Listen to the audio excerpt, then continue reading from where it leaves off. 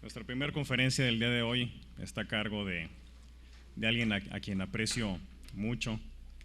En sí a todos los conferencistas se les aprecia mucho. En mi caso particular me voy a proyectar. Los considero nuestros padres académicos porque nosotros crecemos con los libros, admiramos a los autores, a los conferencistas y copiamos el modo que ellos tienen de seguir, los parafraseamos, los imitamos, entre otros. Los conferencistas que están aquí, ya tuve el placer de haberlos conocido a través de sus obras. Mis actuales obras se derivan de ellos y mi forma de ser en parte también. Hace algunos años que les he leído y pues hoy tengo el honor de conocerlos y bueno, pero lo importante es que los conozcan ustedes también. Abre el evento el distinguido y apreciado doctor Osvaldo Nelo Telli, de quien voy a dar un espacio para leer su currículo. Es abogado y doctor en Ciencias Penales, miembro de la Sociedad Internacional de Criminología, de la Sociedad Argentina de Psicología Social y del Comité Ejecutivo del Grupo Argentino de Trabajo en Psiquiatría Social. Exsecretario científico de la Federación Argentina de Sociedades de Medicina Psicológica, miembro de honor vitalicio del Ateneo de Psicología Social y Medicina Psicosomática, miembro de la Academia Mexicana de Ciencias Penales, presidente de la Sociedad Interdisciplinaria de Investigaciones Criminológicas.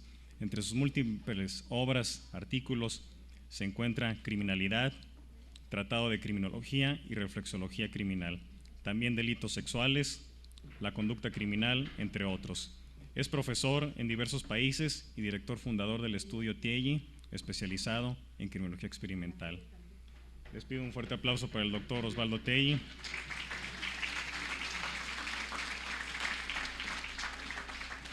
Quien nos dará el tema los nuevos descubrimientos científicos empíricos y su aplicación para la prevención reductora de la población criminal universal.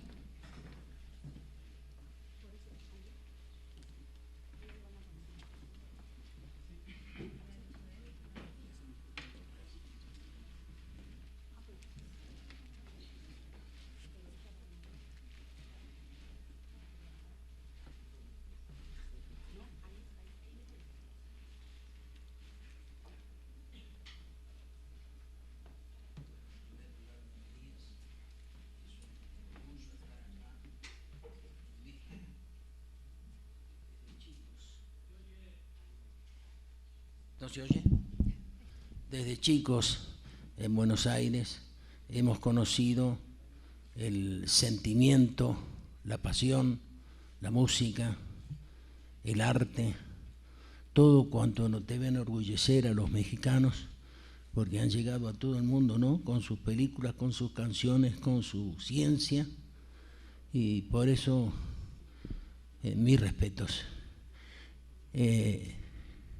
Está presente el doctor Reyes Calderón y su hijo, destacado penalista y criminólogo, con quien he tenido el placer de encontrarnos, yo como profesor en Buenos Aires y él realizando su posgrado. Lo mismo el doctor Elbert, a quien conocemos desde hace muchísimos años, al doctor Bobadilla de Chile, en fin, y a todos los presentes, mis respetos. Vamos a tratar un campo que para algunos es nuevo, pero que se ha trabajado ya en Estados Unidos y en Rusia muy profundamente.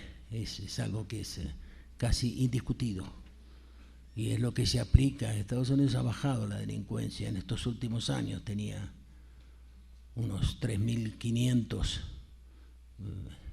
cada 100.000 habitantes, ha logrado tener menos, maneja precisamente lo que es la manipulación conductual, aunque la palabra suene mal.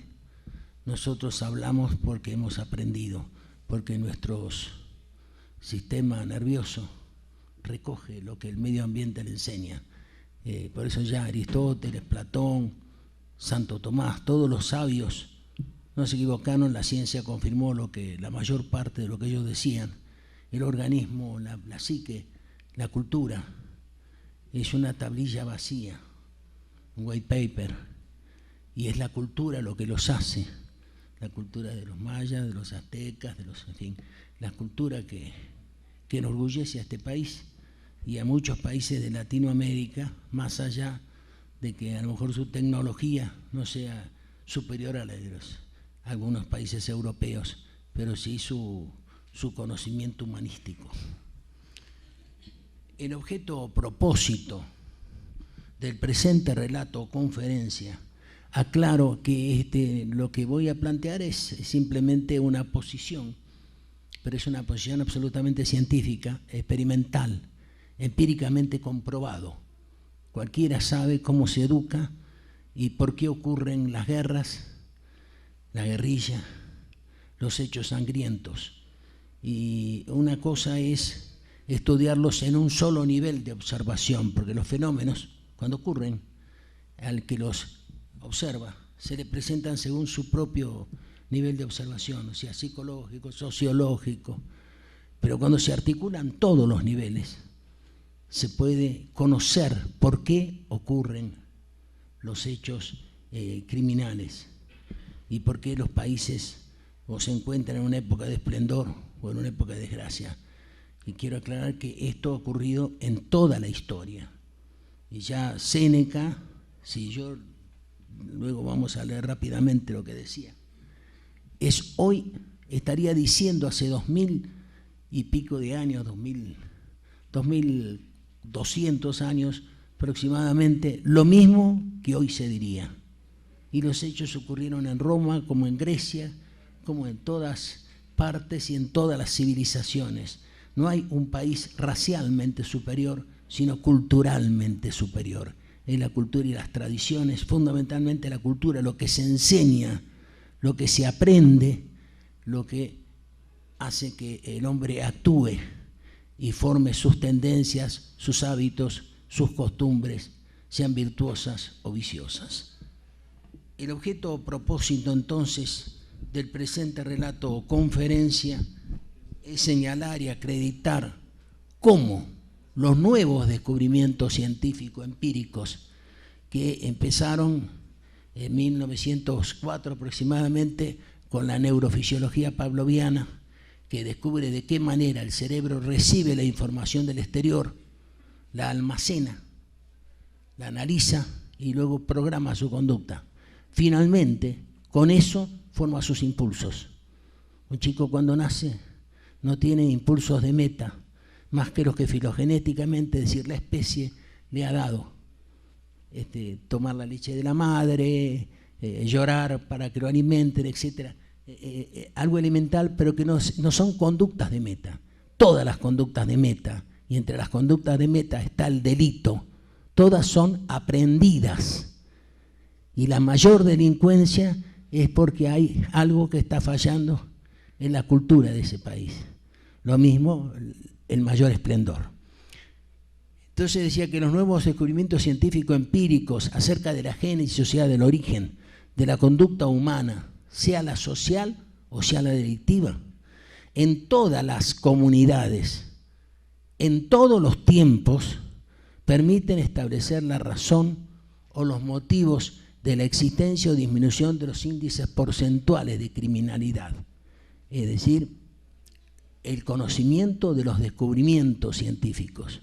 Esos descubrimientos que al principio no tenían peso porque eran muy difíciles no existía una comprobación científica, la ciencia no había avanzado lo suficiente, hoy ha avanzado tanto como para, cuando ya hablamos de Born, de Einstein, de los distintos, de Heisenberg, tenemos otra filosofía, otra forma de pensar y acostumbramos a articular nuestros conocimientos y jamás a encerrarnos en un solo nivel de la observación. Estos conocimientos son siempre, esta conducta es siempre, la conducta humana es siempre consecuencia del propio ejemplo y educación. O sea, nadie puede negar de que existen digenesias, de que existen anomalías cromosómicas, que existen anomalías psiquiátricas que dificultan un aprendizaje. Pero lo que se aprende, todo es aprendido. Nosotros tenemos hambre, pero cuando queremos comer algo es porque lo aprendimos así. aquí se come, se almuerza de una manera, en Chile de otra, en Argentina de otra, y esto es cultural, no es genético.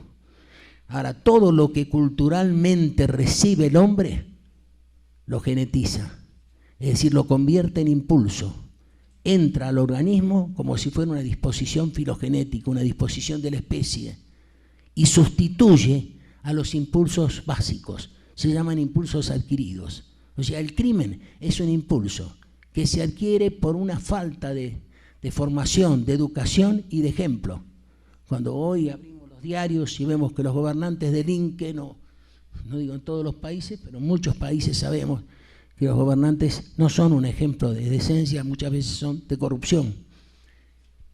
Entonces, decíamos que eran consecuencia del propio ejemplo, y la importancia que tiene ese ejemplo y esa educación por quienes tienen a su cargo la enseñanza de los niños.